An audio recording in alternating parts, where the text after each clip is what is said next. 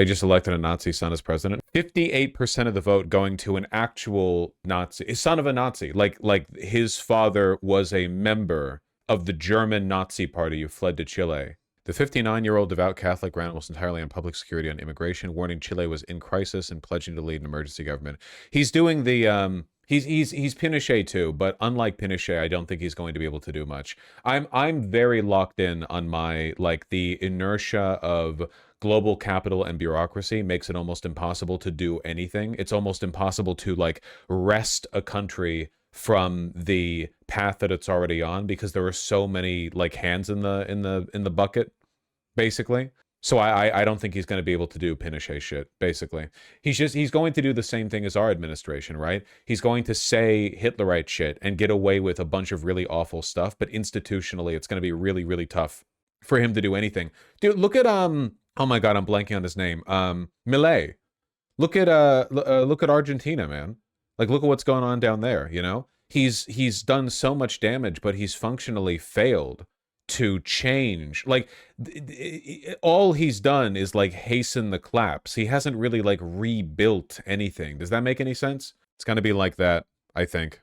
His father, Michael Kast, was a member of the Nazi Party who fought for the German army during World War II. Thank you. I do know what they did before emigrating to Chile in 1950. Italy too, Vosh, nothing ever happens? Yeah, Italy too. And you know what? If reform wins in the UK and the AfD wins in Germany, I think the same thing's going to happen. You're going to have leaders who are what do I say to the press today? Deus Volt, may I see you in Valhalla, brother. Whites forever. And then what actually happens? Nothing. Tax cuts for the wealthy.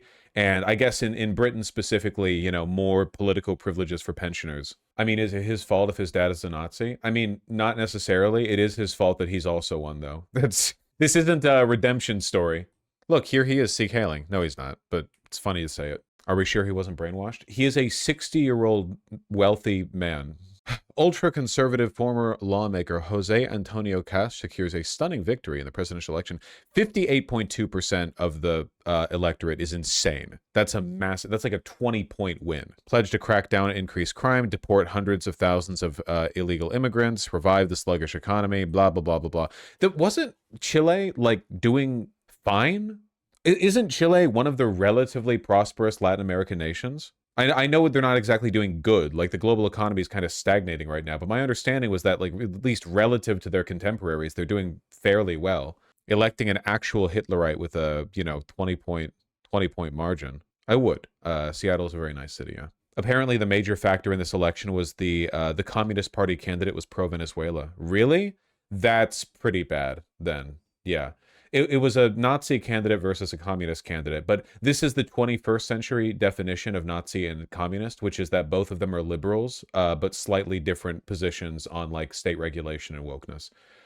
Because everything is flattened towards the mean, There are no actual communists or Nazis left. It's all just varying shades of the same, post-Reagan neoliberal trash. But if she was actually pro-Venezuela, that's pretty dumb. Why would you? Come on. You can be against interventionism in Venezuela. You can say we sympathize with the Venezuelan people. You can say Venezuelan undocumented immigrants are fleeing oppression in their country and should be treated with respect. All that's fine. But if you're defending the regime in Venezuela, that's pretty dumb. It's pretty stupid. Kast was in a pro-Pinochet ad as a student? Damn. During the actual regime for Pinochet? Or afterwards? Y convencido de que la obra del gobierno va en directo You can really tell that he's the son of a Nazi who fled over here. beneficio de todos nosotros los jóvenes, porque la responsabilidad de nuestro país recae en nosotros, los jóvenes. ¿Sabía usted que, en promedio, los niños chilenos son hoy más altos y pesan más? Is he I sorry, I only speak English. I assume he's talking about how Pinochet improved the country. Kast is unapologetically pro-Pinochet. Yeah, of course he is. Yeah, 100%. Absolutely. Love those 80s video effects. Yeah, pretty classic. The hell is going on here? He said like and subscribe. Don't we all? A big reason he won is they implemented mandatory voting and all the hicks that usually don't vote were forced to come out and vote fash.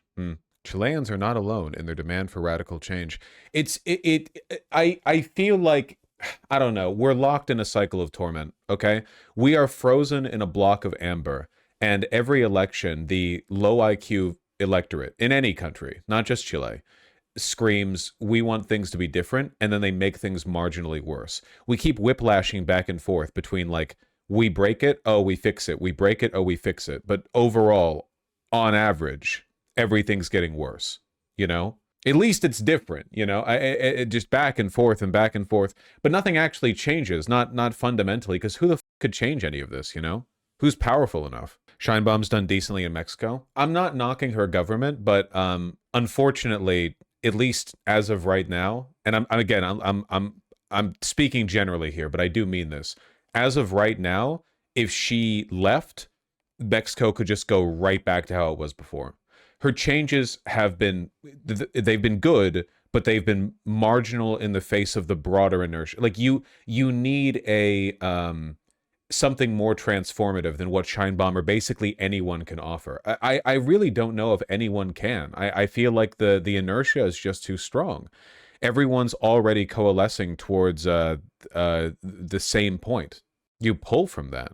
This has been a common complaint even from progressive Mexicans, but it's been a common complaint from like every group of people all around the world, which is everyone agrees there are obvious problems, like empirically, provably, visibly evident problems that the government promises to fix and then doesn't, you know?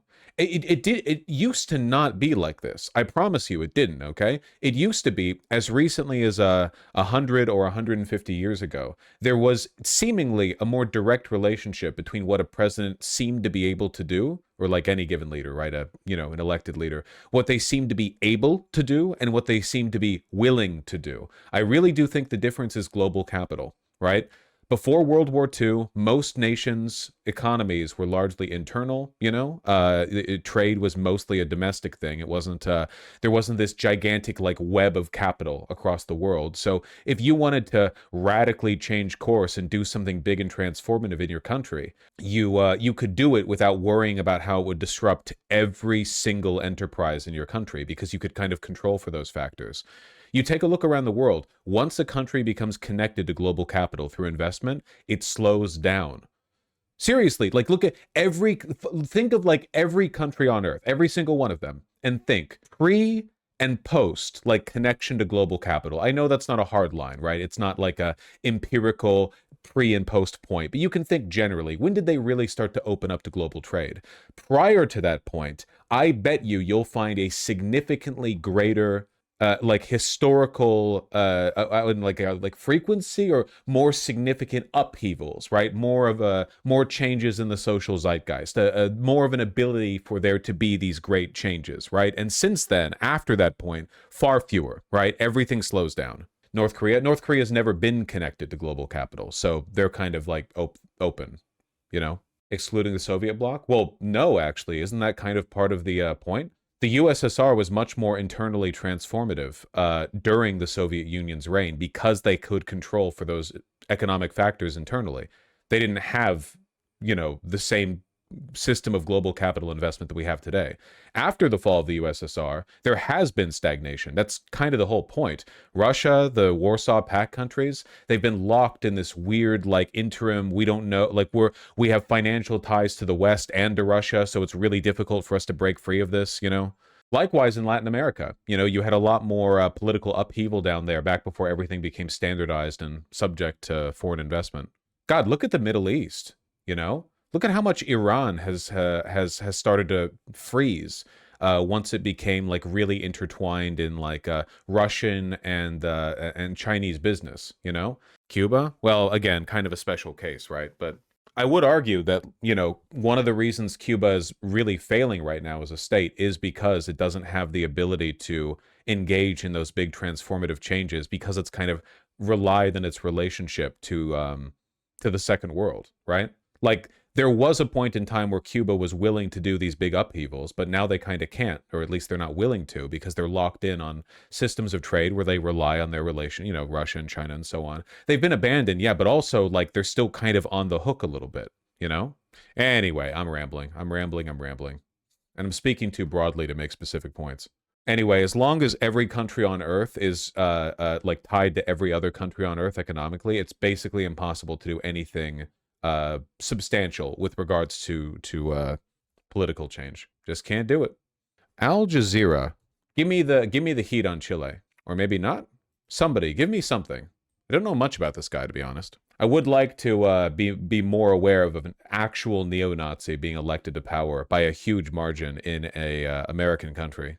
Chile has elected its most right-wing president in 35 years of democracy. The I get your point of view, but there was already stagnation. Well, okay, in America, we were much more capable of transformative change before the post-World War II global investment period. You know? Everything from like the Marshall Plan to our involvement in Latin America for the purposes of economic imperialism, all the connections that we made after World War II made us beholden to a bunch of financial interests that were divorced from the national interest, right? Because of that, the economic stability has led to stagnation. I mean, I think there's a reason, and it's kind of telling, that both the MAGA movement and the platonic ideal of the picturesque American life are both rooted in the 1950s. That is to say, the post-war vision that we cemented once and for all as the America before economic conditions locked that in as the only thing we ever imagined ourselves capable of. America wasn't always suburbia, single-family homes, and the nuclear family. For most of its history, it wasn't, right? Like, that was just 50s and onward. Prior to that point, America looked and acted very different, but all of that was before we locked ourselves in. We used to be much more capable of change. We could never do a New Deal today. We could never do a mass electrification campaign today. We could never do another mass highway or mass train program, you know, like running the rails across the continent. We couldn't do any of that stuff today. We're not capable of it. We don't. It's just we lack the political will, the imagination. Conservative Jose Antonio Cast sweeping to around 58% of the vote with an unassailable lead over Jeanette Jara, who headed a broad leftist coalition. Cast campaigned on a promise to expel more than 300,000 immigrants, taking a firm hand on near-record crime rates and to restart the stalled economy. Well, let's hear first of all from Cast. I want to make it clear, it will not be quick. We have a harsh year ahead, very harsh, as the finances are not good. Without security, there's no peace. Without peace, there's no democracy. And without democracy, there's no freedom. In Chile, we'll be free again from crime and anguish. We want to receive foreigners, but with respect for the law. Those who don't respect the law must go. Like, this is what it looks like when a Nazi wins nowadays, you know? 80 years ago, a Nazi wins, and it's, let's build the death camps, let's declare war on everyone. Now a Nazi wins, and they're like, listen, guys, it's going to take us a little bit, but we can secure like 2 or 3% yearly economic growth if we just focus on obeying the law and restoring, you know, restoring the rule of law by deporting illegal immigrants. There's no way. Yeah, same with Meloni in Italy. Again, AfD reform. It's all going to be the same everywhere. The far right can't do shit. The far left can't do shit. Nobody can do anything. International Affairs Editor Philip Turle is with me now here on set. First of all, who is he, Philip? Jose Antonio Cast. Right, well, there are lots of comparisons that have been made over the past few hours. Donald Trump, Jair Bolsonaro, the former president of Brazil, Javier Milei, the current president of Argentina. Is he like any of those? Well, he's a fan of Donald Trump, that's for sure, but he's reserved, he's core. FDR had 75% of the seats in Senate and Congress. He could afford to do big legislation to piss off up to 1/3 of his legislators and still pass bills. Yeah, but that kind of political majority was only possible in an era where there was a relationship between politicians' words and their actions, and where people were involved enough in the political process for things to not be as bipartisan. Trust me, if we had an FDR Hoover situation today, FDR would marginally win each of his elections. Like, Hoover would still, 12 years later, have a significant base of support where people act as though he did nothing wrong. People used to believe more in the ability for politicians to do things because they lived in an era where they could. A politician could say, I'm going to build the National Park Service, and then do it. A politician could say, I'm going to connect the two ends of the United States with railroads, and then do it. I'm going to engage in massive electrification. I'm going to build a highway network that stretches across the continent. It used to be possible. Now, what do you remember from Biden's years? Exactly. Lena Khan did some good stuff, And there was the Infrastructure Act, which was just another omnibus budget bill that diverted some money towards, like, I don't know, duct taping some bridges. Yeah, that's what I thought. And he was considered like a relatively good president with regards to unions and infrastructure. Those were the things he was good on. Not even to speak of, you know, Gaza. What do you remember from Obama? Insanely popular president, at least when he was first elected. He had 8 years. What do you remember? Yeah, that's right. Exactly. We got the ACA, we got drone strikes. That's about it. Just nothing. Absolutely nothing. Nobody can do anything. Nobody can capitalize on anything. We're very locked in until some kind of critical system fracture takes place and everything falls apart. And after that, it might be possible for these systems to start moving again. But until then, I don't know, man. We're kind of just we're watching everything gridlock. He's apparently lacking charisma. So. Trudeau as well. I want you to think of all of these leaders in a historical context, right? If you look back and you see, what did Lincoln do? What did Washington do? What did FDR do? You see this laundry list of like insanely influential shit that had ramifications decades and centuries down the line, right? If you look at what modern leaders do, for the most part, it's holding down the fort. Like, I understand, like, Bush, obviously, Iraq War, Afghanistan War stuff, but, like, even, the good stuff they've done is, like, a system was failing and they put some duct tape on it. That's the infrastructure bill, that's the ACA. A fundamentally broken system was getting to be untenably broken and they put duct tape on it, you know? Same, yeah, Trudeau in Canada. People are going to think fondly of Trudeau. People today think fondly of Obama, but they think fondly of him for doing nothing, basically. Nobody can do anything. Yeah, LBJ was a lot more sort of transformatively effective than modern presidents, for sure. But we were already well in the shit by then, you know? Well in the shit. Eisenhower was probably the last president who had the ability to act with the kind of, I don't know, free agency that FDR or a prior president would have been able to before all of the sort of mechanisms of capital kind of locked the status quo in place. He's not in the same type of domain as Javier Milei with his chainsaw, for example. But below it all, even though he appears to be a fairly nondescript guy... So is it all because billionaires are pulling tight in the reins? No, not at all. It's because everything is so interconnected, like through capital, right? Everything has been made so much more economically complicated that it's impossible to alter any institution, to change the way anything works without like a million people and companies being affected. You know, again, if it was all national, if all trade was internal, think of North Korea, right? North Korea obviously is kind of a wacky special case or an exemption or whatever, but it's easy for leaders in North Korea to make changes in North Korea because they control everything in North Korea. And the stuff inside of North Korea mostly just affects North Korea. It was like that in the United States, in every country on earth, basically, up until around 100 years ago, where most of the changes that you made within a country, most of the reforms that you passed affected things internally. So you had the ability to control for them.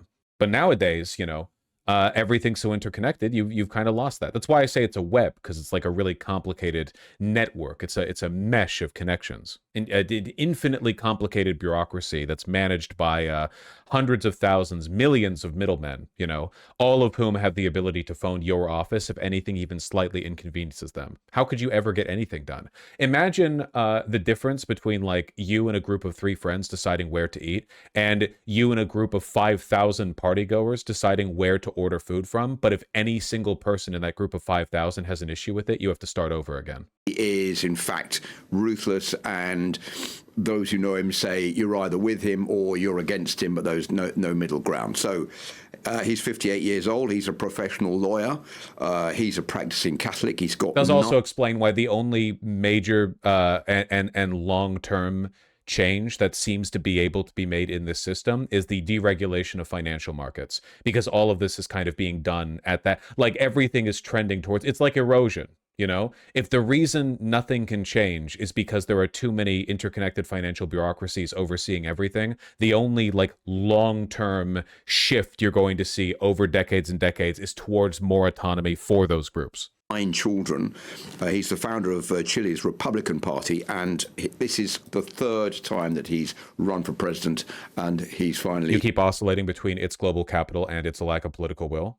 It's both. Well, it's the complex bureaucratic mesh of interconnected markets, but also people lack political will because everyone today, every single person alive and politically active today, has only lived in an era where nothing could get done, at least in the United States, right? In America today, nobody was alive to, see, well, basically nobody, to see massive transformative political change being done at the behest of people domestically. So you lack political will because you start to believe that nothing is possible. Mamdani talks about this, He said one of the reasons it's so difficult to get anything done is because people stop believing in the ability for people to get things done, so they don't vote with the capacity for hope in mind. 3rd time, lucky for him, he's got the job of president. He's also known to be against abortion. Even in the case of rape, he's against any type of contraception pills. He's also against same-sex marriage. And there's something else that I think is also not always known about him. That is that his father was a member of Hitler's Nazi party and a soldier during the Second World War. And his brother was a minister under the former dictator Augusto Pinochet and head of the central bank during the time from 1973 to 1990. The election pledges, there are 2 main ones. You can see them behind me. The first one is to clamp down on violent gangs, and the second one to deport 340,000 illegal migrants. I think if you look at the way the far right has been rising in popularity, populist policies around the world, it's usually basically always for the same reasons. A, because of insecurity, and B, because that's blamed on illegal migration. Those are 2 of the issues that have brought Kast to power here in Chile. He's been pledging to do exactly what... Yeah, we Chileans knew that, and the stupid masses voted him anyway. That's because, again, people just want change at any cost. At most people, at least on an intuitive level, understand that they're on a sinking ship. If you live in the West right now, you understand that. The lack of political imagination, the decay of our institutions, the actual physical decay of our infrastructure, which nobody can afford to upkeep anymore, the fact that there's less and less money available because none of it's getting taxed, or all of it's getting held in offshore accounts. Everyone can see the writing on the wall. Everyone can see it very, very clearly. Like, we are living in the end times of what we thought this civilization was, I guess the West broadly. I'm not saying that it's all going to collapse into nothing. I'm just saying that whatever the apex of it was, it is not here, and we're not going in the right direction. So everyone's just looking for change. I think a lot of people are just looking for proof that anything can be changed. A lot of the people who voted for Trump, especially young people, didn't really seem to even do it for his policies. They did it because the only thing that disgusted them more than Trump was the idea that you have to continue with things that as they are. You need change, like change or die. Basically, it's absolutely vital. Something has to break. But then Trump gets in and nothing changes. That was Yarvin's criticism, why he turned on the Trump admin. He wanted revolutionary change. Of course, Yarvin, being an idiot, doesn't realize that this was always inevitable. He doesn't understand that it's not because the Trump administration lacks the will. It's because institutionally there's nothing they could have done to begin with. Certainly not since they're already slaves to capital, right? I mean, they were if you wanted people to break with the inertia of a system that is in a state of stagnation and decay because of international capital, you can't do it by favoring people who love international capital. Donald Trump is saying that he is doing, and that is kicking migrants out of the country. Many of the migrants that are in Chile are coming from Venezuela. You mentioned those 2 pledges there. There's another one, isn't there, about boosting the country's security? I mean, how bad is criminality in Chile? Well, it's not as bad as it is in other Latin American countries, but that's not enough to placate public opinion in the country, in Chile. If you look at the homicide rate, it is 6 per 100,000. That is an increase of 3.5 in the past 10 years. That is a pretty significant increase. And if you look at the kidnappings, a number of kidnappings in Chile, there were 868 in 2024. That's plus 76%. That's a huge increase over 2021. And I think that's actually a really big increase. Why is criminality going up in Chile? It's gone down in America. Like, we had a little bump because of COVID. Is it an economic inequality thing? Is it like a migrancy thing? What's going on over there? It's probably one of the reasons that has pushed voters to take their chance with Cast, with Jose Antonio Cast, more than with the other candidate who was from the communist left, thinking that maybe he's the right one to clamp down on this kind of dissent, this kind of violence in the country, and that's what they want. You have to remember that Cast has made no secret of the fact that he's an admirer of the former President Augusto Pinochet, who was just talking about, who tortured 27,000 people, executed over 2,000 others, and had a very ruthless regime, but is well remembered by many in Chile as being someone who, during his time in office, made the streets safe. And I think that's why people have been pushed over to vote for Jose Antonio Cast. Now, he's pledging to build more jails. He says that he will build more maximum security prisons. He wants to cut the ability of gang members to be able to contact the outside world while they're in jail.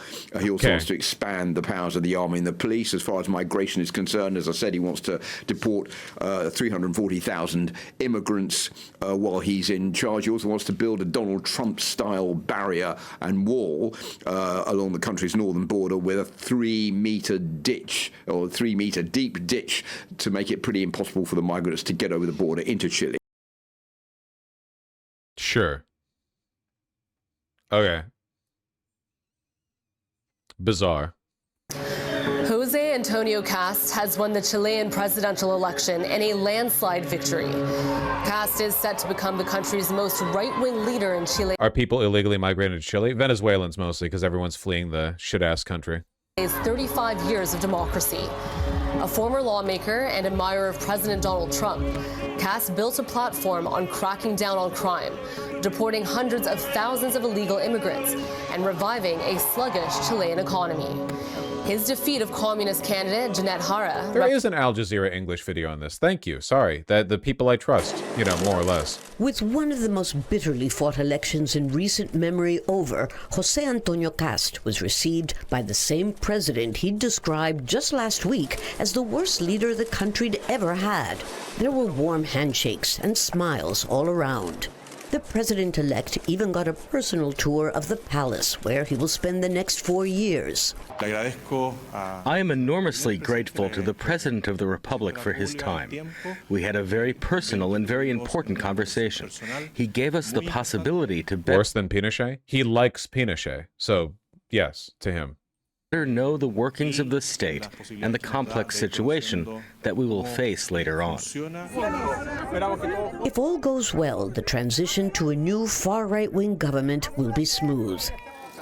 In fact, the only hiccup so far came from President Gabriel Boric's close ally, Colombia's leftist President Gustavo Petro. He wrote on X that Chileans had elected a new Hitler and a new Pinochet, a reference to Chile's former military dictator. The President of the Republic has instructed us to send a protest letter to Colombia's ambassador to Chile to express our dissatisfaction for the unacceptable comments made by Colombia's president in regard to our presidential election. His statement is a lack of respect and improper interference in the internal affairs of our country. Chile's switch from a young socialist former student leader to an ultra-conservative has many explanations. In part, the opposition narrative that Chile was on the verge of an apocalypse generated a lot of fear, even though we have the lowest crime rate in the region. They do love that. They are very fond of that one, that particular narrative, yeah. But also the attempts to reform the constitution and make widespread structural reforms went too far, especially when Chileans were more worried about other issues. Among them, undocumented migration, which they associate with rising crime. I have no problem with people who come here to work, but we want to live in peace and security again, not worried about our safety. And then there's the economy. Although Chile has the highest per capita income in the region, economic growth has been dragging for years. And if the left is generally associated with social reforms, caste and conservatives in general are more identified with issues like economics and law and order. I have so much to say about this topic as a Chilean economist. Do I email you, Lamau? No, please do not. Please do not email me. I beg of you. Newman, Al Jazeera, Santiago. Don't miss out. Get the full picture. I'm begging you. I beg. 28 minutes. Damn, I don't care that much. Why'd they shift to the right? I don't know. People are dumb. Well, nothing's going to happen. I'm locking it in right now. I'm hitting the big red button, locking in my final answer. Nothing ever happens. Thank you. I would care for like 5 minutes. I'm going to dip my toe in the water, okay? Particularly by the 2,000 gang members who have no medical program when they started. They are trying to create this sort of a coalition. For example, Jose Antonio Caz, one of his first statements as president-elect, he has said that he's going to meet with... All right, my toe's been dipped. Nothing ever happens until it does. Well, everything is subject to entropy. How about that? The immigrant crime narrative comes for all of us? Yeah, again, because everyone is dissatisfied with the way the world looks today. So everyone's looking for a scapegoat. You know, we're going to keep getting this whiplash back and forth, even from relatively left-leaning people, unless a genuine path forward is found. Have you seen the new Animal Farm movie? No, because it's not out yet. If you mean, have I seen the new Animal Farm movie trailer? The answer is yes, but I can't show it on stream, obviously, and also I have nothing to say about it. I still think the Ukrainian advancement from less than a week ago is super significant. What do you mean still? Are you contrasting what you're saying against something that I've said? 6 months of Russian advancement in a single day? I don't know how to read this. I'm sorry. I'm good. I'm happy for them. I ain't reading all that. Free Palestine? Hell yeah. Is that Palestine? Yes, Hamas is fighting back. They're reclaiming territory.